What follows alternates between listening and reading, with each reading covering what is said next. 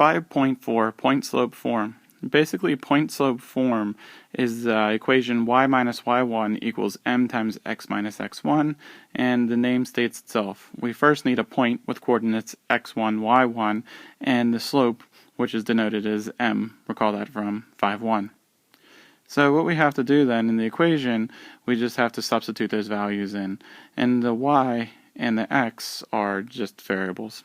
So for the first example, we want to find the line that passes through 5, -2 and has a slope of -3. The first thing I do is I rewrite the equation, y minus y1 equals m times x minus x1.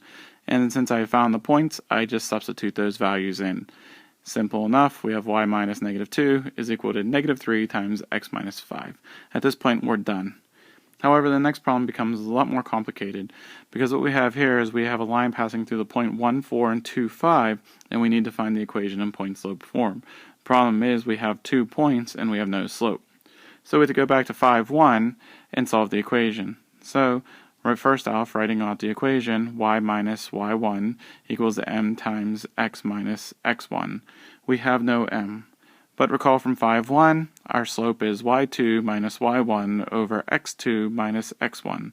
So labeling the points x1, y1 and x2, y2, we substitute them into the equation, so we have 9 minus 4 over 2 minus 1. Again, our change in y's over our change in x's.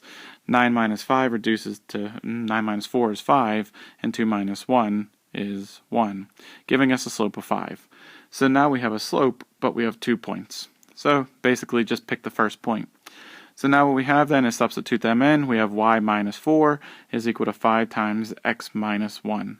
This is the equation in point slope form. However, the second part of the equation asks us to solve this for slope intercept form. That's of the form y equals mx plus b. So basically all we have to do is solve for y. So first I rewrite the original problem, y minus 4 is equal to 5 times x minus 1, which we solved. That's in point slope form, and we want to convert this to solve it for y. So distribute the 5 to both terms, so that gives us 5x minus 5. I did nothing on the left hand side, so I just rewrite y minus 4, and then I add 4 to both sides.